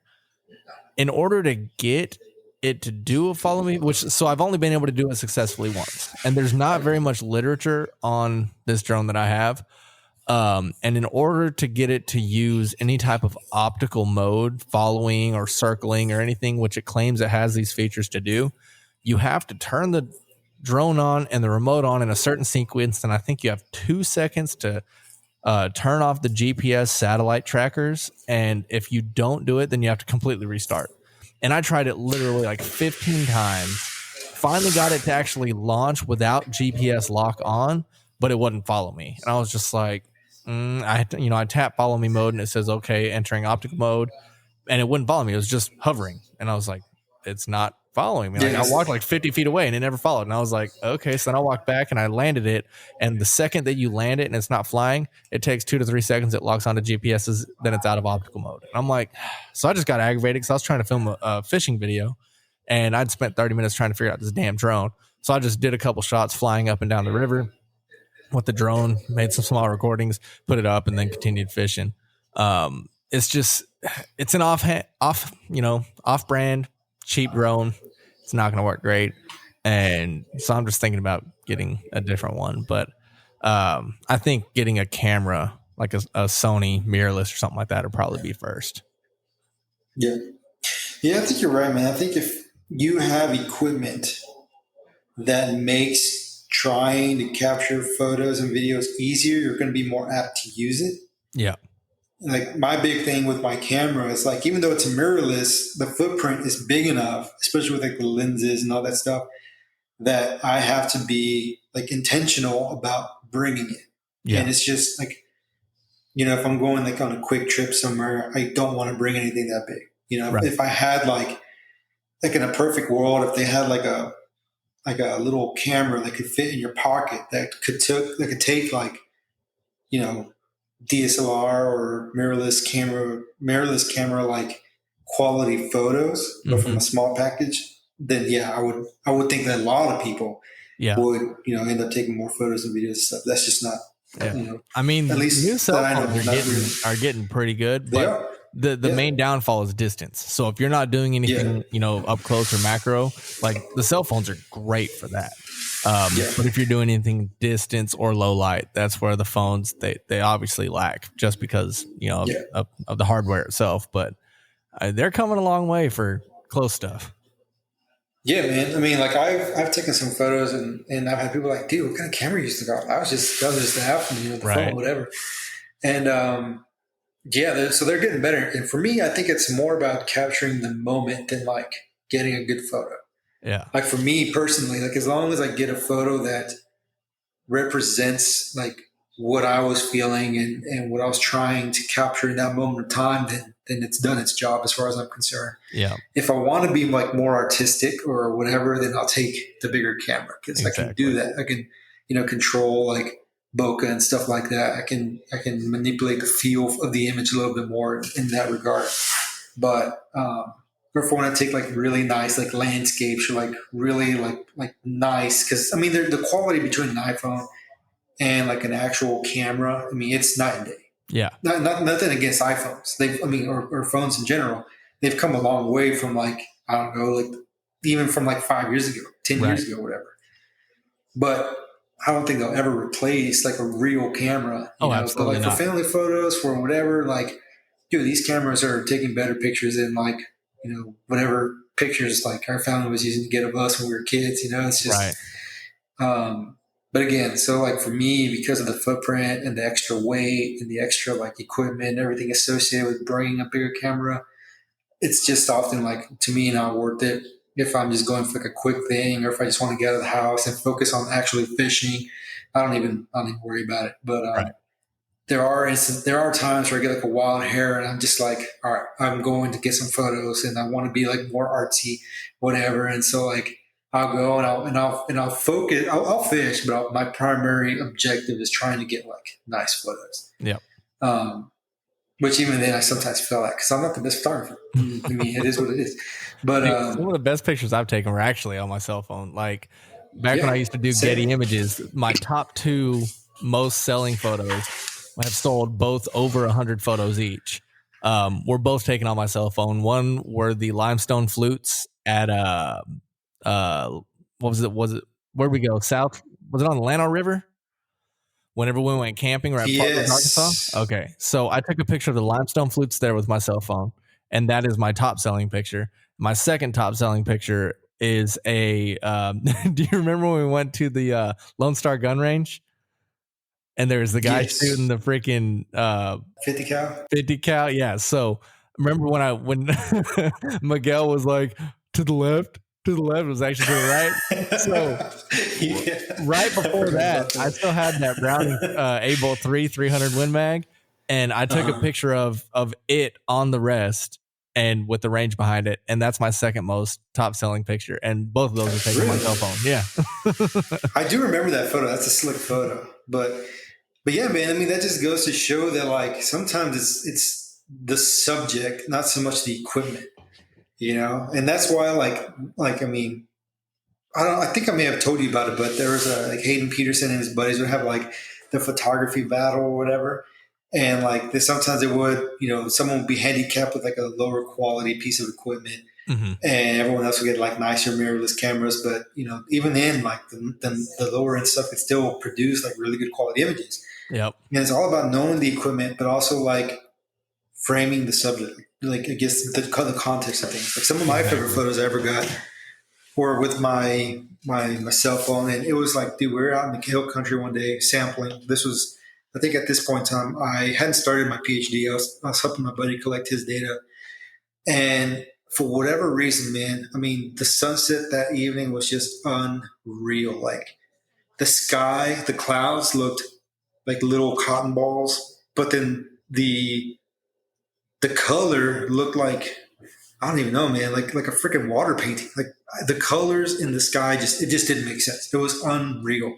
I've never seen anything like it. And all I had, there was like this beautiful oak tree. And so I kind of got a photo of the oak tree with the sky in the backdrop.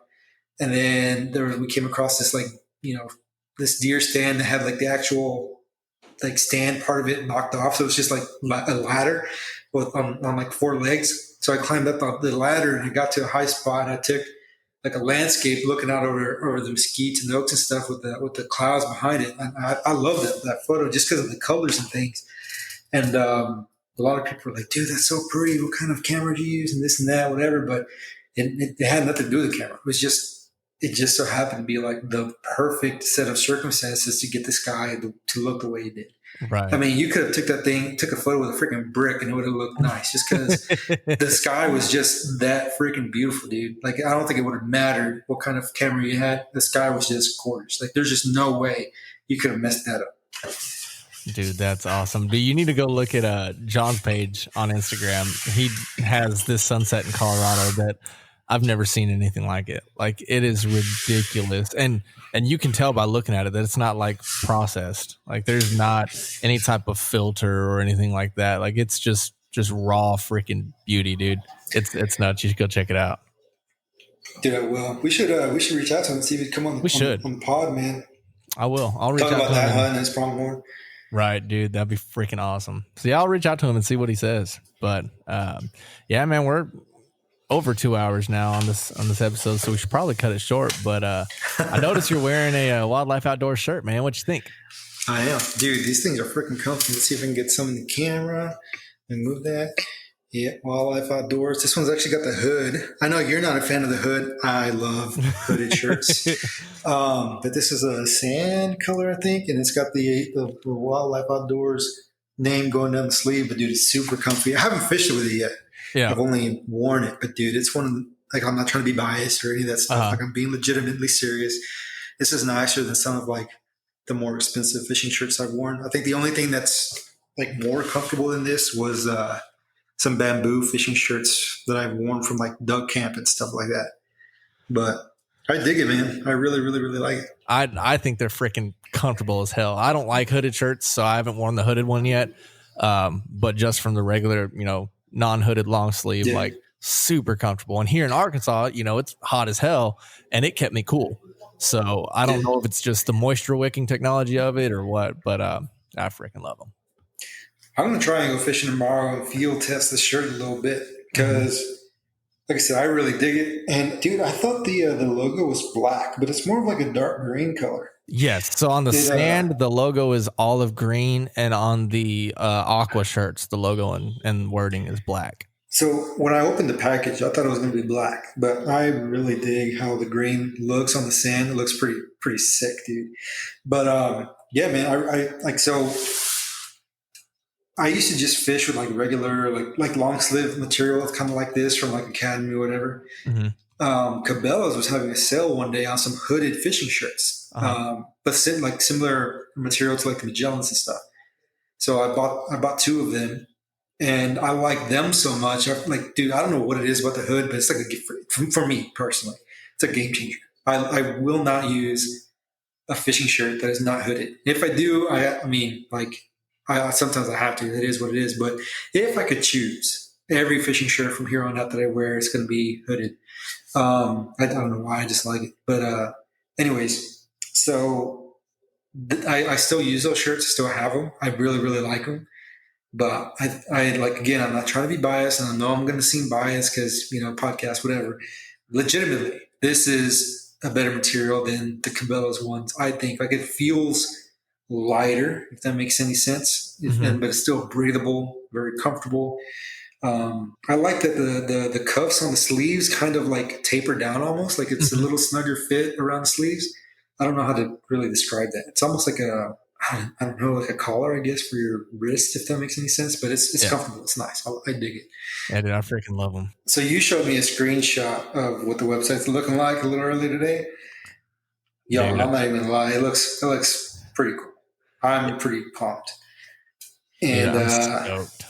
So, but we'll have the shirts on there too. So, yeah.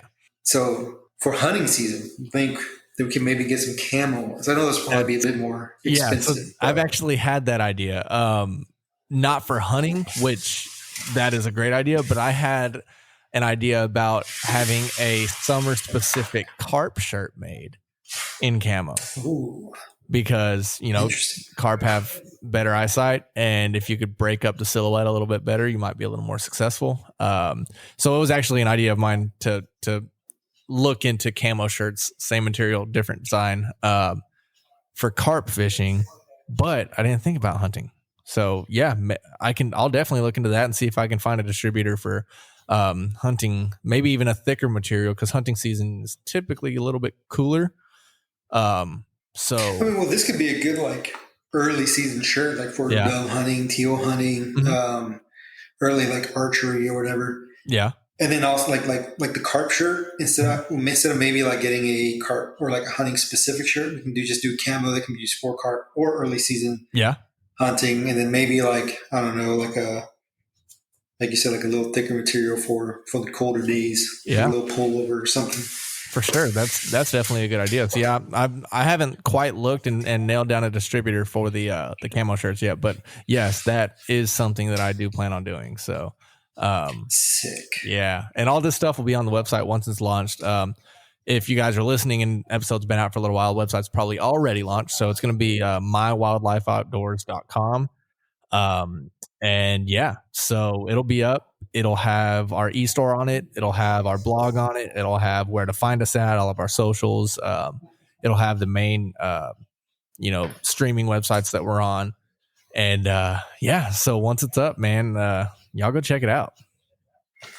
Yeah, man, exciting stuff. So if you guys like the podcast, want to show a little love or, represent a little bit, we'll have some stuff for you on the web store. Pretty exciting things. Yep. Hopefully some cooler stuff to come along too. Russell and I have talked about some other ideas, other merch ideas and stuff like that. Yep. And So we got some pretty cool stuff, hopefully in the Merch works. ideas and adventures. And also along with that website, we'll probably do a little bit more information on the website, maybe on its own episode, and kind of like deep dive into what we all have going on with the website and stuff. But we also are going to be welcome to accepting pictures from our listeners and stuff like that. And so we're going to have a little area to where, we're going to display adventures and pictures and maybe some, excerpts, blogs and stuff like that from our listeners. So we're going to have, a contact us page on there to where you can actually like reach out to us and be, subscribe to our newsletter and stuff like that. And also send us stuff that we might put on our website if you give us permission. So it's going to be a pretty interactive website. The user interface of it's going to be real simple too. So yeah, y'all go check it out. And for those of y'all that made it to the end of the episode, we really appreciate it. And thank y'all for listening. Kind of a last minute BS episode that turned into over 2 hours of just shooting the shit. So thank y'all for listening. Is there anything else you want to cover, Jose, before we go ahead and end it? No, if anybody's still listening, again, thank you. Also, check out those events. We got the one in Arkansas. What was that, Russell? The Wetlands Wildlife Festival in Pine Bluff, Arkansas. You know the date? It's going to be October 29th, noon to 5. And then we got the Roundup, September 30th. In College Station, Milliken Reserve. We have the Iron Fly in New Braunfels at Fast Brewing Co. October 21st, if I'm not mistaken. Yep. And the same day, we have the second anniversary of the Fly Trap in Rockport, Texas. So give those a check out. Also, sorry if we sounded a little preachy this episode with the poaching thing. As you can probably tell, we're kind of passionate about that. But hopefully you guys enjoyed. It's a little bit different than we've normally done in the past. It's like, I guess, our first true like hunting centered podcast episode. So that's pretty cool. So hopefully you learned some stuff, or maybe kind of piqued your interest or whatever. If you have any questions, comments, concerns, feel free to reach out to us on any of our socials. We'll try and get back to you guys. I think what we also talked about is in trying to incorporate more like listener questions and stuff like that. Try and incorporate that into the podcast as well. So, feel free to do that. If you have any, I know we've gotten a few here lately. We haven't even, I forgot to even bring that up, but maybe we can bring that up to the next podcast. But yeah, so thank you again for the continued support, and thanks for listening. Yep. We'll catch y'all next time. This has been Wildlife Outdoors. Thanks for listening. Follow us on Facebook at Wildlife Outdoors and on Instagram at wild.life.outdoors. Let's go live life on the wild side.